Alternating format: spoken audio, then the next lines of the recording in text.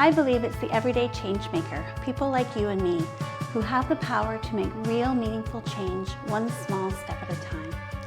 Hi, I'm Linda Mackey, and I'm a personal brand photographer and coach, helping entrepreneurs to breathe life into their image, passion, and purpose.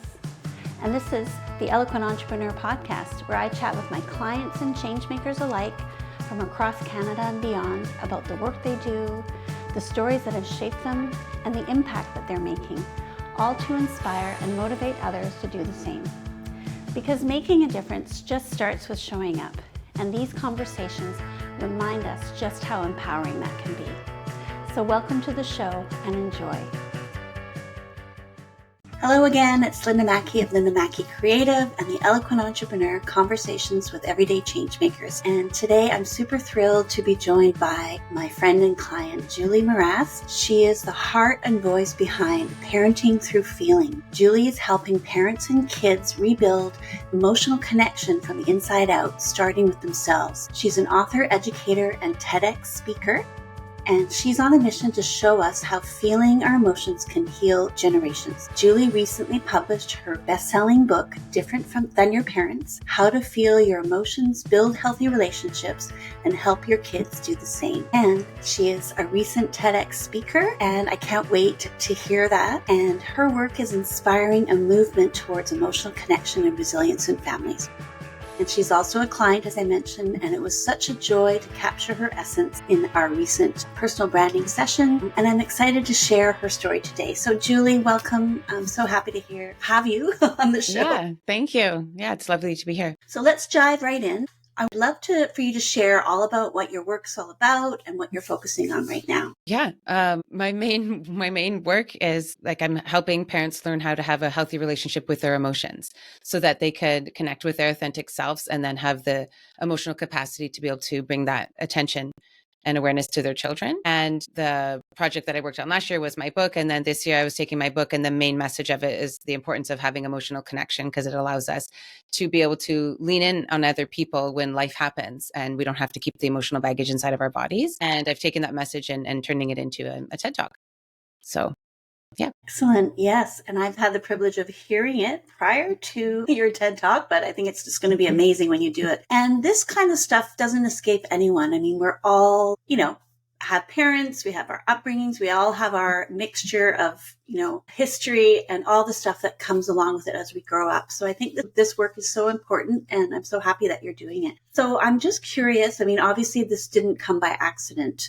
I know there's a deeper reason that brought you here. What sparked, what's the story behind how this all started for you? I think people would be really curious to know. Yeah. So I had a 5-year journey to becoming a parent, and it included a long infertility and loss journey. And yeah, I finally became a parent, and it was about 3 years into parenting. COVID was happening. The world was shutting down, and there was a lot of uncertainty. I was feeling a lot of anxiety. I was trying to bring a healthier way of parenting towards my son, moving away from control towards connection. And I was starting to listen to his feelings, and it was happening really well. It was really allowing him to have better sleep, better cooperation. And then after 14 days of listening to his feelings, I wasn't able to do it anymore because I realized that I wasn't listening to mine. And that's when there was this night I was trying to put him to bed and I couldn't listen to him. I had to call my husband to get me. And I cried in front of the fireplace. And not only did I find the missing piece to make parenting easier, but I found this missing piece that sent me on this journey of learning how to feel again and have healthy relationships outside of parenting as well. So, yeah. And I know you took some really important and kind of, I don't know how to describe it. I would say maybe outside of the norm of what maybe people would do to do that inner work. Can you share a little bit about that? Yeah, I've traveled to Peru twice to do plant-based medicine there. I did ayahuasca, a couple of rounds of ceremonies there. And that was really deep. And I had to spend some time away from my son to do that. And then I've also traveled to India to spend time at an ashram. I was there for about a month doing ancient yoga practices. And I guess the two things that I've realized from that is that a lot of this work, it actually has to be done in relationship in your day-to-day lifestyle. And it's great to go and do those things, and you can go deep dive and heal from a bunch of things, but it really comes back to the lifestyle and having different ways to continually increase your sense of safety and release your emotions at the same time. So, yeah. Yeah, and that takes a lot of courage to do that. But I mean, I think they're both equally important. But like you say, I mean, it's how you apply it or explore how you can be better in relationship. And, obviously this makes you very qualified. I mean, this is partly your why, but I mean, how do you feel, or what kind of transformation do you hope that people will experience when they work with you or read your book or listen to you talk? Yeah, I'd want people to start to see as emotions as this transformation of growth that we can tap into, letting go of those patterns and the masks that we have to wear or that we've been put on to wearing to try to fit into society, and so that people could be themselves, have healthy boundaries, being able to love each other and connect, and to be like thought leaders and really change the world of how things are set up in society. That's like my bigger view. Yes, But yeah, and then just at the beginning, I would love for parents to be able to connect with their kids so that kids of this generation won't have to do as much emotional healing work when they're older because they're doing things differently.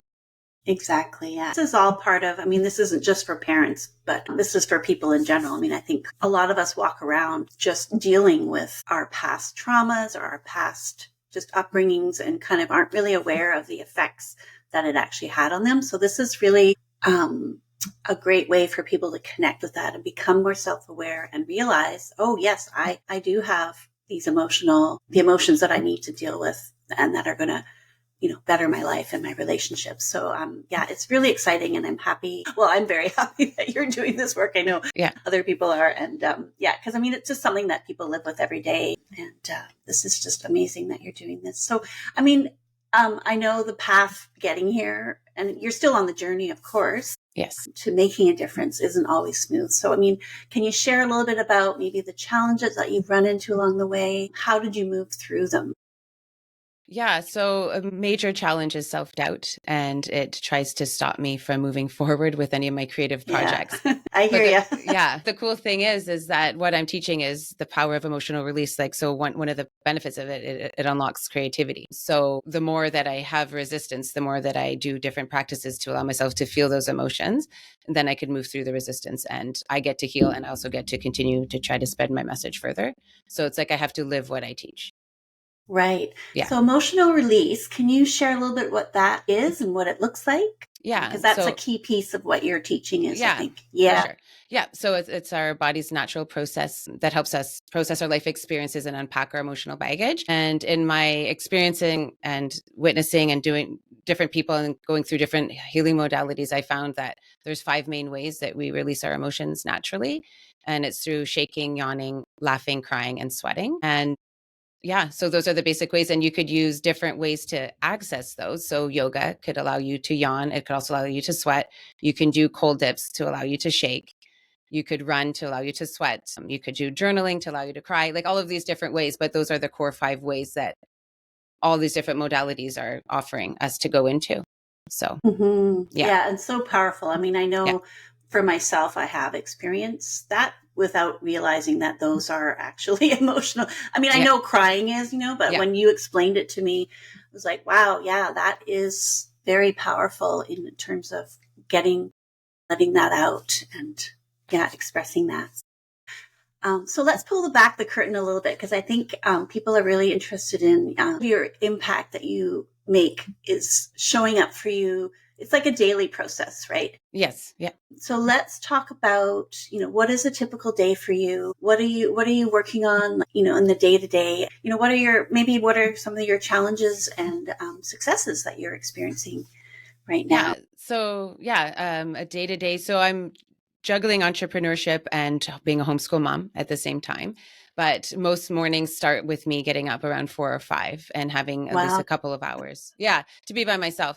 No, because I believe the biggest part of being able to show up in our relationships emotionally connected and present and to be able to be attuned to either if it's a person or like a piece of creative work is you have to connect with yourself.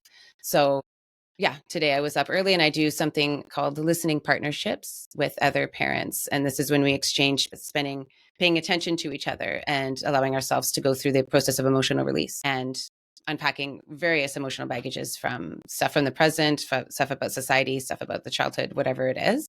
So that's kind of generally how I start my day. And then I practice yoga a lot. And then, yeah, I spend a lot of time outside and once I kind of get into flow, I have a couple of hours per day that I would work on doing my social media stuff or work on practicing my TED talk or doing listening time with a client, things like that. Yeah. Right. Wow, Mhm. that's pretty dedicated. I'm really Yeah. impressed. I don't know if Yeah. I can get up at 4 a.m. Did that take a while for you to kind of get disciplined to do that, or how did you get there? I'm Yeah, I just think like curious. at the beginning, so I did a 6-month sadhana of yoga practices, and they were quite intense, and Mm, that's the time. Yeah, so just being a mom, it's the time. It's either that or when he's sleeping at night. So I did it in the morning. Yeah, and then once you get right. into the routine, I think after like 7 days, it's just like, for me, anyways, it's just habit. Yeah, Yeah. yeah. And you mentioned working one-on-one with a client. What does that look like? Yeah, I'm just getting into it, but it would look like if somebody has like a specific problem with sleep, like, so parents is who I'm working with, sleep with Right, the child isn't sleeping, or maybe the child is being picky with food, or they're like, hey, how do I actually listen to my child's emotions? It would be like a one-on-one for an hour. And a big part of it is, again, coming back to letting them have space to feel their own emotions, because the clarity always comes after that.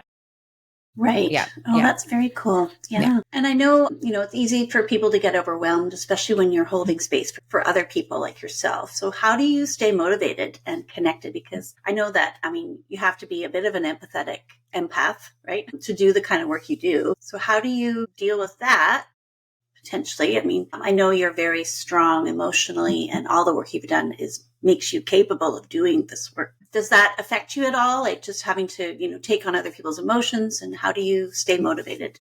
Yeah, no, 100%. So like every time I'm interacting with somebody, even with yourself, like there is constantly this reminder of different negative beliefs. So I did emotional release before this podcast, and I will do it after it as well. So it's like this Right. constant setting up myself to be supported emotionally is what is Right. So you're necessary. using your own tools in your own Yes. toolbox. Yeah. Yeah. Because I find this like, yeah, with like a doctor or a nurse or a teacher, all of them are giving so much, but there's often a lot of burnout because they're not emotionally supported. So this role of a therapist or a coach is highly emotionally draining if you don't feel your own emotions. Right. Yeah. And how do you stay inspired? I know this is your passion. This is your life's work. Can you share a little bit more about Mm. how that feels for you? And, you Yeah, know, just the more I feel my emotions, the more I remember the impacts of growing up without being able to have emotional connection in my relationships, without having that connection with myself.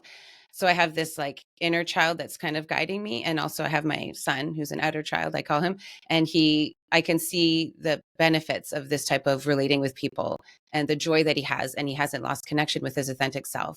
And just the way that he is in the world, I'm like, wow, that's amazing.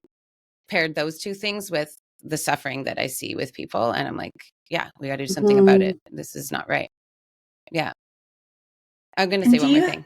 Oh yeah, Oh go yeah, for it. I'm going to say one more thing. Yeah, and I think because I have my stillborn daughter and I have this death component to my story, I think that really drives my ability to be like, life is short. We don't know when it's going to end. We got to do this, and this is important because yeah, Exactly. Yeah, yeah, it's so true. And sometimes we forget that, like we need to yeah. do this now I knew it now. and live Yeah, life to the fullest. yeah. So I know the work you're doing is so important. So I would love to hear, and I think the audience would too, like just in terms of some examples of like how you know you're on the right path and that you're helping people, and that, maybe even just examples from your own life and some of the parents that you're working with. Okay, yeah. So there's a big thing that parents always want is they want a village and they want to raise their children in healthy ways with other people. And a lot of the time, I know this was in my experience and in other parents that I've worked with, is that the village is not there. The village is not there. And it's really, really hard. So in my personal journey, this is what the power of emotional release has done for me. It's empowered me to be able to grieve this village that I did not have at the beginning, because I'm the first one doing this cycle breaking in my family. And then it's allowed me to come to the ability to know what my needs are and being able to start to hold boundaries and start to ask for what I need. And it slowly started with me taking time for myself and then getting my husband to be with our son. And then it started to move out to be hiring a nanny and like getting my mom involved. Like there's other people, and it kind of like just like spread it like that, so that I actually can feel supported now, not even just as a parent, but as like a wife, as a friend, to be able to do what I want to do and enjoy myself and have this emotional connection in my relationships. So what that kind of looks like with other parents is that they could be overwhelmed and stressed out. And they're like, I don't have any time for myself. How am I supposed to pour any connection into my child? And that's when I give them the tools of learning how to set up something that I call a daily self-connection practice, would be like the first thing, so that they would have the ability to, even if it's for 5 minutes a day, have some time to unpack some of their emotional baggage. And then as they're doing that, and there's many different tools that they can do with this, it empowers them to start to build those healthy relationships. But then also, as they're relating to their children, there's something that I had to really learn how to do, is repair, because this process of unpacking your emotional baggage and learning how to do things differently, it's not instant.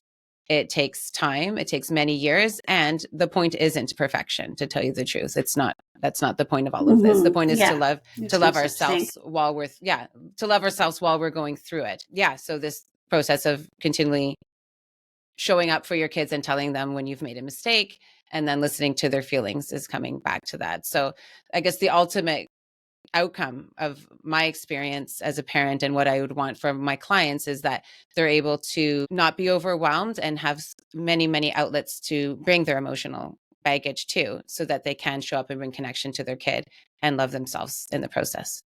That sounds amazing. It's definitely different from our parents. Yeah. So in your book, Different Than Your Parents, How to Feel Your Emotions, Build Healthy Relationships, do you talk about some of these tools in the book? Yes. So that people can, I think, definitely. Yeah, like my book outlines, I created the Hero Life Happy Experience. So it's a 3-part experiment to change your mindset, your lifestyle, and your relationships to support parenting through feeling. So feeling your emotions. And each experiment has 5 different either pillars or practices or principles that go along with that. Yeah. Excellent. Okay, so I'm really curious, and I think other people would be too. I mean, you've been on this journey, basically since you were a child, I would imagine. And you've had so many experiences, like you explained. You went to Peru and, all your own personal life experiences. I'm just curious to know, was there any particular moment that triggered you to say and make the decision to go down this path of helping people and doing this work? Yeah, no, there was many reasons and many different experiences. But I think one of the big ones that happened at the beginning of my healing journey is I did a 6-month sadhana at a local ashram here. And I did all these yoga practices. I think I mentioned that before. And that allowed me to really see what it is like to connect with yourself every day, and unfolding more love for myself and this empowerment from within. And from that, it kind of stemmed from, it allowed me to see all of this pain and unhealthy ways that I had in my relationship with my mom.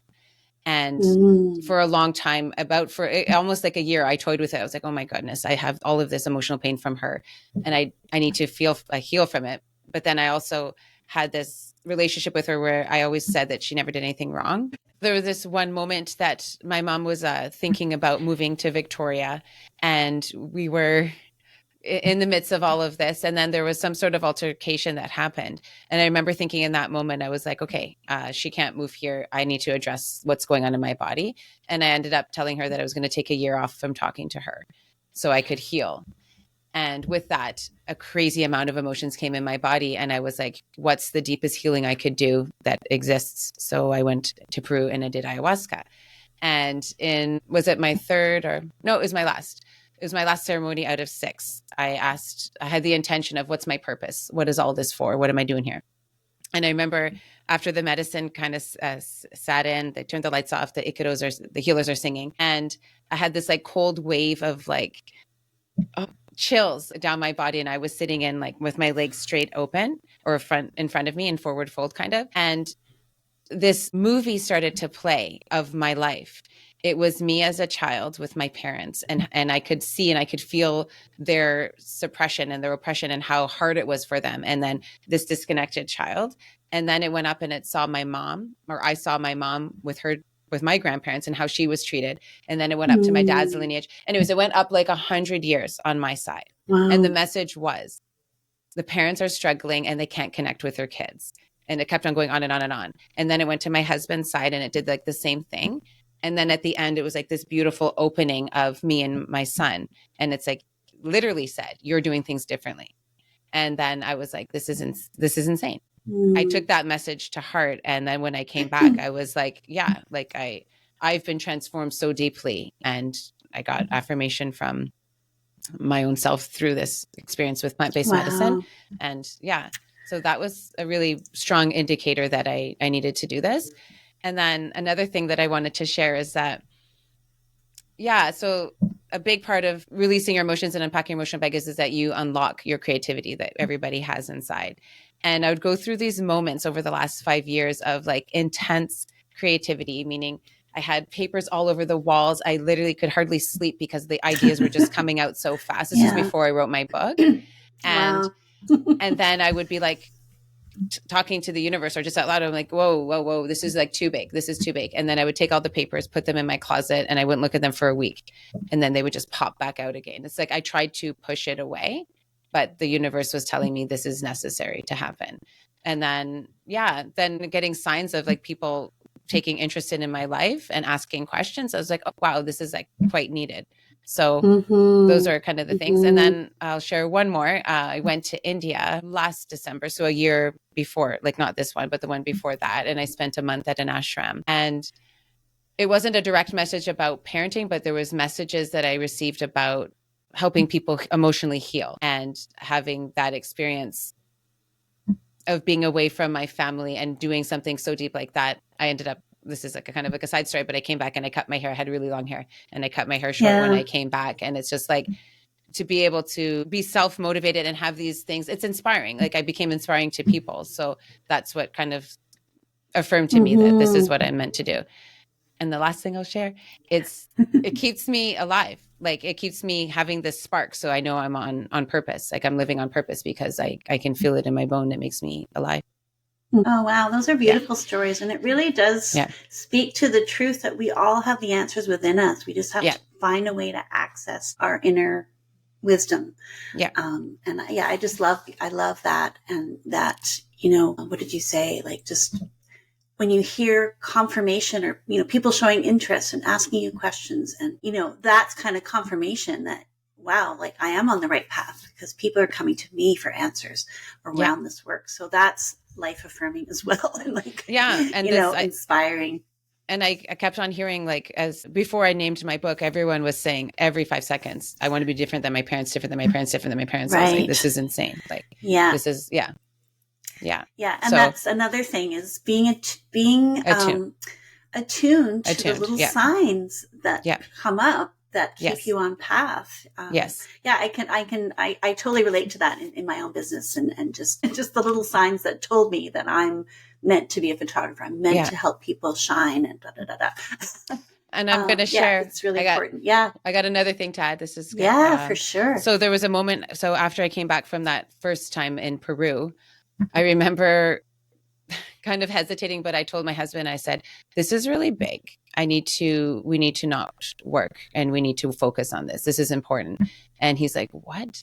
And anyways, so then we ended up, financially we were able to do it and to focus on it and to focus on our own healing so that I could be supported to build this. Like it was, so that time in the jungle, it allowed me to just affirm like, no, this is what is necessary to happen. Yeah. Right. Yeah. That's amazing that you had the wherewithal and the emotional intelligence within to, that's amazing. Oh, well, thanks for sharing. Those are fairly vulnerable, but really key, obviously, moments in your life that I think people can relate to or maybe ask themselves, what are the triggers, the moments that are putting me on my path, So that's really powerful. Thank you. What did you say to them? What was your struggle? And what did you overcome? How did you overcome it? And that's the why. Like that's their why. And that would drive. And this is what for me, and you have to get so close and clear to the problem and heal from it, first of all, so that it gives the fuel to keep on going. Because a lot of people have been through things, but have they healed from it and explored how it impacted them? Most often they don't. And so I would ask them that for sure. Yeah. And that's very simply powerful. Because we learn from people who've had the experience. That's why we work with mentors and people who've gone through, those are the best teachers. So absolutely. And you're definitely a good example of that. Yeah. And I'll add to it. I would also say even just like you can dream big and think about these big things, but also starting small within your own family, within your own self, with your relationships, with your neighbors, and then kind of like spread it out, and then it will grow like this. Because a big part of being able to be impact and be making changes, that you need to have community, because you actually can't spread a message by yourself. Exactly. Yeah. And that you just nailed it on the head, why I call it everyday change makers, because we can make change in baby steps. We don't have to be a billionaire or David Suzuki or whoever. We can make changes in little increments and then just grow from there. So, which actually leads really nicely to the next question, which is, so we're 5 years from now. I mean, what is your big dream and what is your vision for this work? Yeah. A lot. There's a lot. There's a big dream, I know. Yeah. No, I have a vision of having like a really like a large online community where people, parents, and maybe would even spread out to other people, but can come and get emotional support and do listening time with each other and share how they're living the Hero Life Happy experience and how they're doing all of that. And then another part is that I would love to partner with other coaches and therapists who are promoting emotional release and do like retreats, create something called an I Am Connected movement. We're connected with ourselves. We're embracing the waves of our emotions and bringing it around the world. That sounds amazing. And I would like to write my memoir as well. And I would like to do a podcast and just keep on expressing myself. Yeah. I can totally see you doing all that. Yeah. For sure. Yeah. So in terms of getting there, I mean, and when it comes to sharing your work and doing, getting to that place or those places of all the things that you want to do, what have you found, or what are you finding that helps you in terms of marketing and messaging? I mean, how do you kind of envision making that happen, or what is working for you right now in terms of your marketing?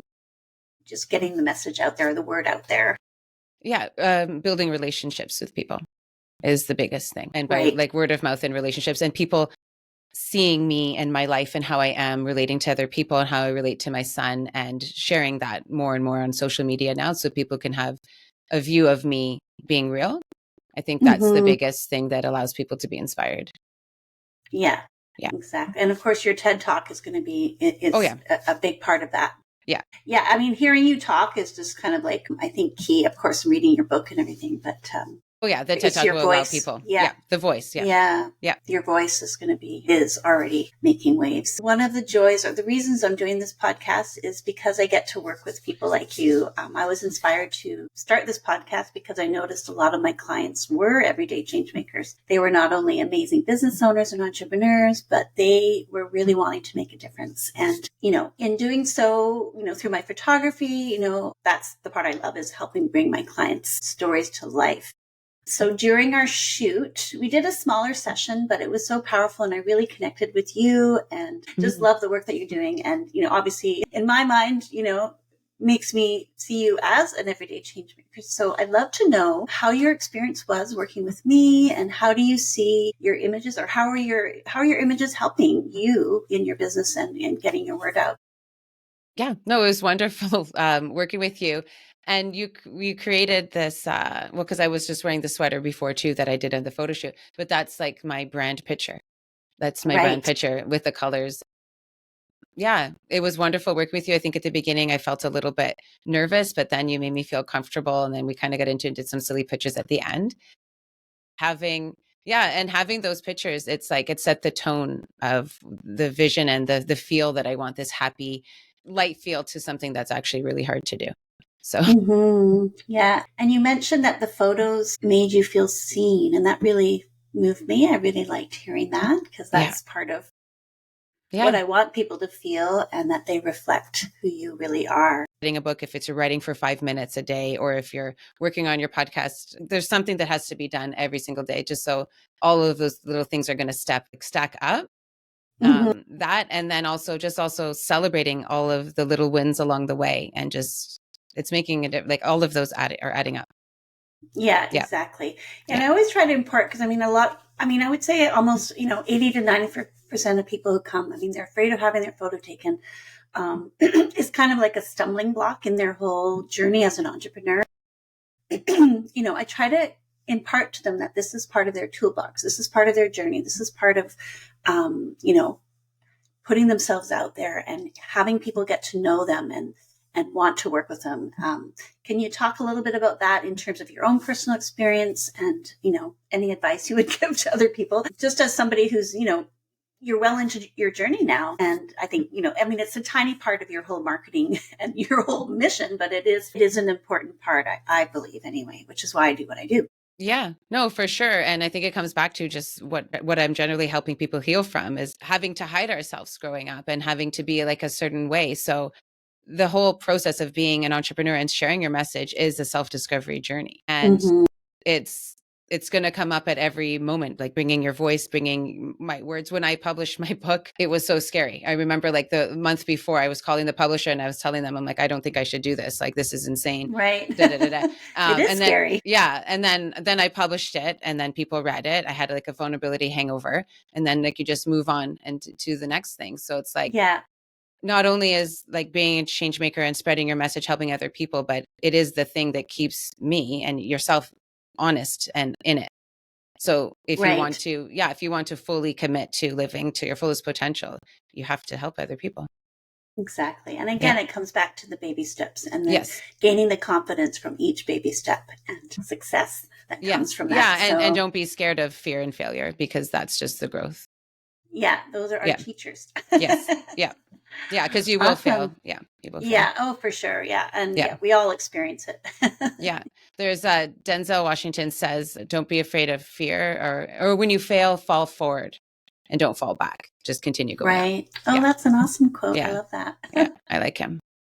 Wow. Well, it's been so great to talk to you. Is there anything else you want to share about anything coming up that you're working on or you're looking forward to? Your TEDx talk is amazing, and we're going to look forward to hearing that as soon as it comes out. But what else? Is there anything else that's sort of prominent for you? Well, if any parents wanted to get this, I have a free getting started guide on my website on parentingthroughfeeling.com. They could download it and just to start envisioning what does it mean to be different than your parents and what are you trying to do differently and then go from there.